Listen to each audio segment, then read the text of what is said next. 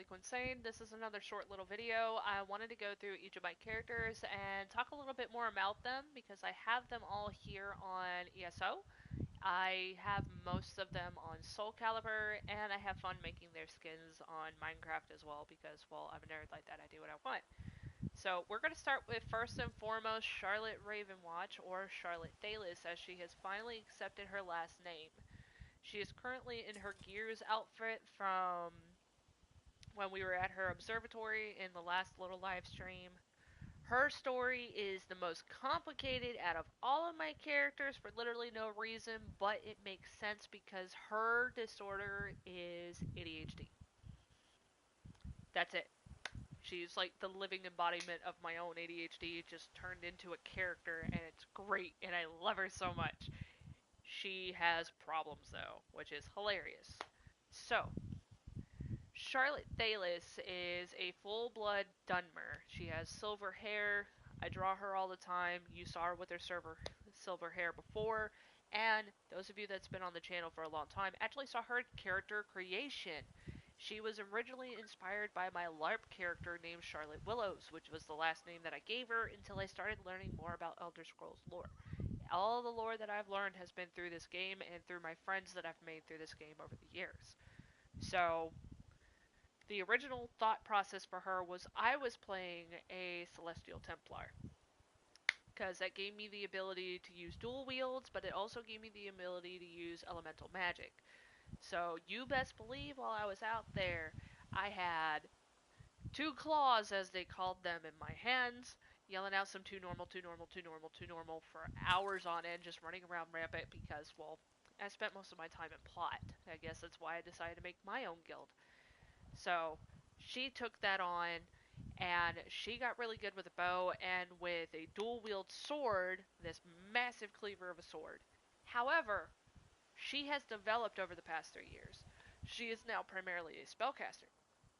She is also a necromancer. She started out as a Templar because I thought it would do the same thing. Oh, how wrong I was. It's light magic that I couldn't figure out how to play for a year. So what did I do? I made her a necromancer, and then suddenly I could play the game and actually enjoy it because I almost deleted it off my system. So, in her canon, while she is a necromancer, she is not the typical necromancer. The undead that come to her side were not contracted to her. She doesn't force them or anything else. She does not know how to use necromancy. She has the ability, she doesn't know how to do it. She is a tinkerer. She can build things. She can create factoniums, massive all kinds of weird feats of ingenuity. Like, she is brilliant beyond her years, but can she figure out how to bring a dead person to life? No. So, the companions that actually come out to her, the skeletal mage, is actually her old caretaker that passed away in a fire. The spirit mender that comes to her side was actually her best friend Ian that passed away in the war.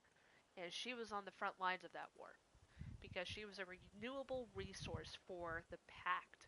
Because of her curse from Moloch Ball, every time she died, so long as they took the care to heal her body, her soul could return from Cold Harbor to use her body once again.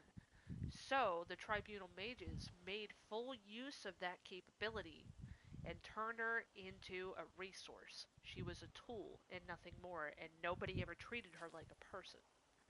It wasn't until she finally escaped the front lines, started becoming a material collector, going through and learning more about Nirn as a whole in Tamriel. That is when she started to develop emotions, because obviously as a mindless, soulless being, because with it being so easily gone from her body, my brain told me that it was never fully connected, it was just tethered to her to give her some semblance of life. So with that, with the inspiration of Gother the Goat Sin from Seven Deadly Sins, she was actually emotionless. The catch-22 was somebody turned her into a vampire, thus breaking her connection to Moloch Ball, breaking some of the shackles of the curse to where her soul became a part of her body as she started to have emotions. To this day, she still struggles on how to regulate them because she does not understand them. She has not had them for almost 100 years, and now that she is 103 years old, she's finally learning what those emotions are, how to cope with them, and how to use them. she only recently learned how to control the Goliath form of her necromancy because otherwise it just erupted into pure rage and destruction. There are plenty of stories written down over the years of her absolutely wrecking poor Shahan's house because he let her. He was an agent of chaos himself, being from Sheogorath's lot. So, that is Harley. Harley has now found some semblance of peace in herself to where she can now control the Goliath. She's slowly but surely learning more about herself, and she's becoming calmer in understanding that not every weakness is a flaw. And that is the beauty of Harley. As you can see there, she's got her lovely little friend Wally. We love Wally. We all give Wally all the snug and cuddles they deserve.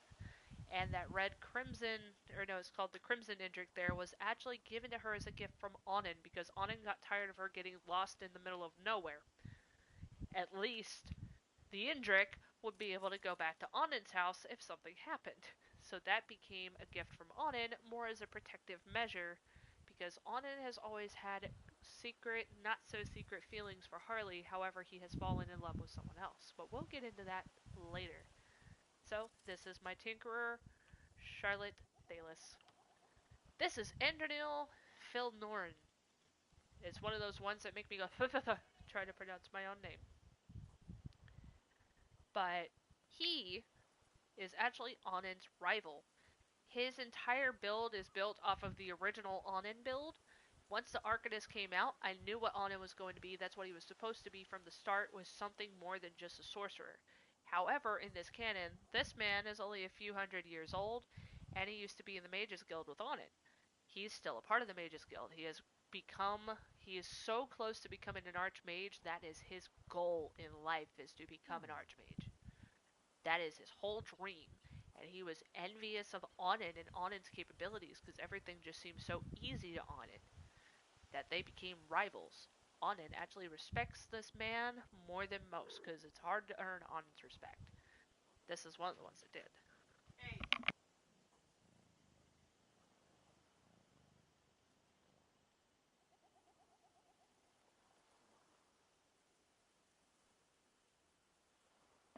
So, sorry about that. Andronil is Onin's rival. So, I kind of play into that as much as I can. Like, they're polar opposites, but exactly the same in a lot of ways. Andy here is basically your typical high elf, though. He's pureblood high elf. He's the most normal character on my roster in that regard, like true to form and everything. Now, if you come down here, this is the boy who needs to be ordered up because he is always right at the edge. This is Onin Chathenglass. I currently have him in his costume because, as I just said, his old build, which had 6 outfit slots, is now on Andy. So this version of Onin only has the 1. And that is currently his Apocrypha attire. So when he's not in Apocrypha, he just casually wears this. Onin was afflicted by sanguine well over 3,000 years ago, long before Molo Ball started making proper vampires. So his affliction is not actually LeMay's. It is one of those more closeted ones that you don't hear about all the time. And that Indrik right there is his best friend. That has been by his side for centuries. He actually raises Indriks. He is one of the most morbid, morose, dark characters that I have. However, he has these redeeming qualities that you just can't help but love him. But I'm 100% biased. I made him absolutely for me. He is my favorite. If he'll come back up, he heard me. He heard me giving him compliments and he wanted to run away. But this is Onin. Absolutely love and adore him. Came out. Chef's kiss. Perfect. Yes, yes, please, yes. Absolutely gorgeous. And everything about his character is so wonderful too. Like, if we were to get up close and personal, you could even tell that when the light hits just right, it's not just red from the affliction. It also shows the green, the natural green of his eyes too. I love it.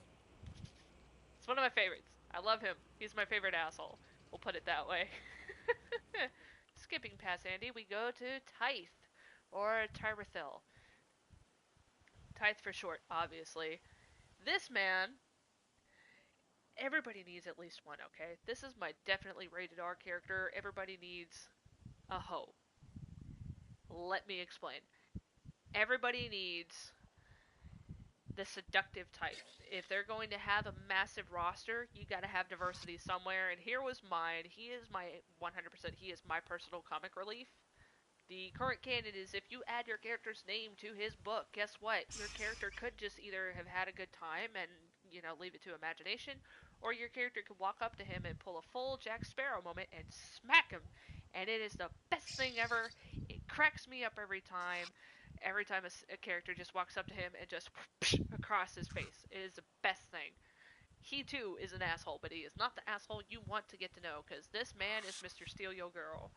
Like, it entertains me far too much. He is also I don't think I put him in the Brotherhood, but he is a part of the Morag Tong, so he is an assassin. So killing is kind of his whole bit there. He has no sense of remorse or anything like that. It brings him entertainment, and he lives for his own entertainment. He doesn't really have any personal connections yet to like his mount or anything else. My whole goal with him was just to make him as Morrowind as I could, and that's how it's been ever since. I mean, I'm not gonna complain. I like it as it is. So that's kind of his whole vibe there. He's a very entertaining build, and I've completed all the Dark Brotherhood on him. I just gotta finish the Thieves Guild and a few other things to completely round out his character. Now we follow back down on the list and we get my personal favorite, a little bit of a self-insert. This is Rowan. I absolutely love Rowan. He is precious. He is a precious bean. He is wholesome. He is adorable. Even though it says he's a necromancer, he is actually a healer. He is my healer necromancer build because I kind of have this little rule to myself that I can only have 3 of each type, so I could turn them either into a tank, a healer, or a DPS. Because I almost always run on DPS. So yes, Andy and Tithe are both DPS, just as Onin and Harley are. But this man is the first of my healers on the roster. He was a Reachman that was kicked out by his own clan because he asked too many questions. He had curiosities about their history, where they came from, where they were descended from, and everything else, because he always thought it was odd that when a Breton would come into town, they would look like him.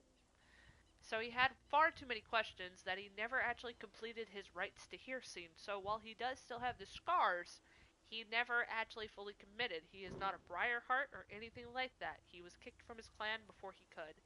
Now he has a gambling problem and lives in High Isle and has the best time of his life and is perpetually broke. The luxury you see upon him, that is all he owns. He has no house, no nothing. But because of his time with the Druids, he did also earn the right to the elk that you see there. If you happen to jump into the game, you'll actually learn a little bit more about their lore. That elk chose him, and they have been friends ever since. So if you ever need a good comic relief, Rowan is there to save the day, just like he can help patch up your boo-boos. Cathmore, another OG on my list. I had to remake him because a long time ago I deleted him. He has been a personal favorite of mine for a very long time. He is the definition of a confused Nord. So I have this running story arc going with my Gallaghers, that they are a clan that was forged from Reachman and Nord. They lived on the borderlands between the Reach and Skyrim. So they lived up in those mountains. However, in book 1, season 3 or 4, I think it was 3, yeah, it was season 3. Book 1, season 3 of the Harpies story, or Harpies RP. It was all about the Gallagher clan, and that is when you learn that their entire village was actually traded and sacrificed to Moloch Ball, who has this whole time been trying to do the plane meld. So it was melded into Cold Harbor. Majority of the clan died. The whole canon with the Gallaghers is that they all die out before any of the later mainline games. Mostly because the clan was killed off. That's why you don't have any records of them, you don't hear anything about them or anything else. Unfortunately, the same thing will happen to Rowan because Rowan was kicked out by his clan. I always have that little note in the back of my mind to make sure there's a reason why I'm not using canon names and stuff. But Cathmore here, he's more tanky. He's going to get his full tank build at some point. Right now, he's a split build between tank and DPS. That's part of the reason why you see he's got his ice staff there. My whole point with him was to make him as Nord as possible because he actually spends more time in solitude than his twin brother, which we'll get into in a moment. So he lives his life in solitude, helps work at the tavern, which is owned by their uncle, and has earned the title of Thane of Solitude. And the whole kicker about the Gallagher clan is those that have stayed with the clan, followed the rights of the clan. It is actually their job to protect and moderate the battles. That's why they're necromancers. If you stick to the clan's rights, you'll learn how to raise the dead, so that way you can protect those that have earned the right to protect the barrows. So the Draugr are actually the Gallagher clan's responsibility, but obviously if the whole clan is killed off, or the majority of them, there's not going to be a whole lot of people there to keep the barrows in check. Phelan here, as you see, is not a necromancer. This is his twin brother. He's a lot more rugged. He's a lot more gruff, and his attitude is just as disgusting as anything else. Because he chose the Reach over his clan. So he left. What little bit of magic that he does do is obviously Templar. He's built to be a Templar tank. Thus my big massive axe. Makes me happy. But he primarily exists within the Reach, out in the wilds. He has no real tie to the clan or anybody else. He only comes in absolute need, and even then, you best believe he's got something sassy to say about it. These two were built to be visual twins, but otherwise polar opposites. The way you would tell them apart if they were to both clean up is by their eyes. Cathmore, as you can see, has blue eyes, where Phelan over here has green. And I've kind of blended that into their character design as far as the colors they use and everything else to kind of sell that a little harder. Because in canon, you're not supposed to be able to tell the difference if they both have long hair, and for a while there, Cathmore did. Now we move down the list and we see another Chathenglass. This is Anethel. She is the biggest bitch on my roster. I don't even like her. She is the definition of an absolute horrible person and a horrible human being. Because her and her brother are aliens. They're not the kind that you meet in the game that are nice, empathetic, and have learned their ways. No, they were both slavers. Onin had to suffer for thousands of years alone by himself because of his affliction, and he was already messed up from the start. Because, fun fact about Onin, he was actually the product of, well, let's not get into that on YouTube. Let's just say that his family was a little too close for comfort, and Onin actually got a lot of genetic issues because of that. His sister, however, turned out fine. She was stuck in the Deadlands for the past 3,000 years. She had no idea what happened to her family. She wasn't around for Onin to actually slaughter all of the Chathenglass family and all of everybody that was in the ruins. She didn't see any of it because she was trapped in the Deadlands after a marital rite went wrong during one of the rituals. So, she stayed in the Deadlands. She's still an absolute trash existence by all stretches of the imagination, as she is quite prideful and belittles many. Thus, I don't really play her often because she's just such a bitch and I can't do it all the time. But continuing down the Chathenglass line, Onin always has people to work for him. For all that he has learned and all that he has accomplished and all of his redeeming qualities, he does still believe in the help. And that brings in Cravain Beauregard, who goes by Beau. He is a mercenary. He used to be an assassin, but has since been working for Onin on a part of Onin's special forces, which I still can't figure out what I want to name them.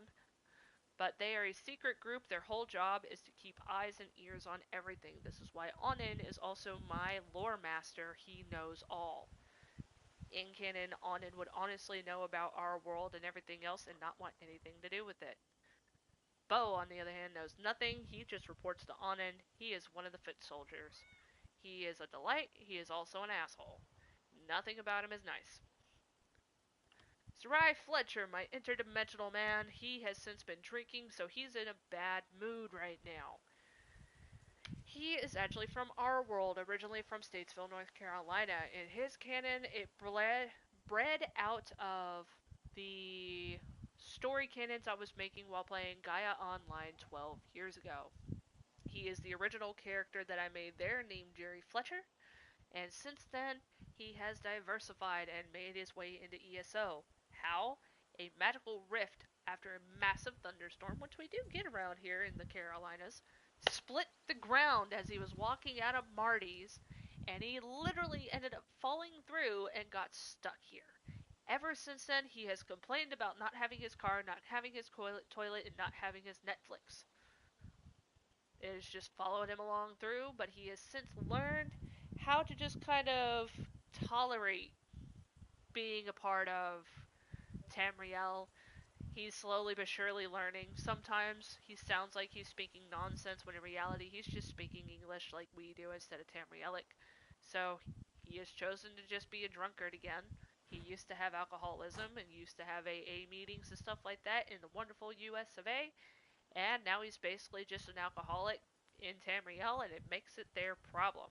I've built him up to be a Warden tank, which is pretty awesome, one of my favorites so far. Still learning a few things, finally got his war horn, just missing one or two things for his bar, and he'll be chef's kiss perfect.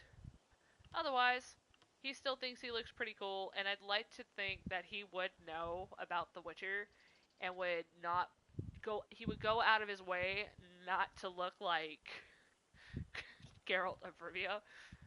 Like, he never played Skyrim, but he did play The Witcher, he did play Devil May Cry and stuff like that, which is a lot of what his inspiration came from anyway. Further down the list we are, here is Ren Adafeth. He is actually half Dunmer and half Altmer. He is the half-brother of my main character, Charlotte. That is a hilarious story of his father, their father I should say, went off to a brothel, had a one-night stand, and now we have Ren. His full name is actually Cornrenil, but because the first words were corn, like the band, that's why I've cut it back down to Ren. That's a secret that nobody in canon is supposed to know, unless he likes you and tells you. So he just goes by Ren. He is my soul dragon knight. He is an absolute meta tank, and he does chest kiss perfect. You can literally just... I've had him stand in front of a dragon for funsies, and it did nothing. It was great. Which is surprising, since he's on a... Technically, high elves are more known for their magicka than they are their health. But, yeah, that do be Ren.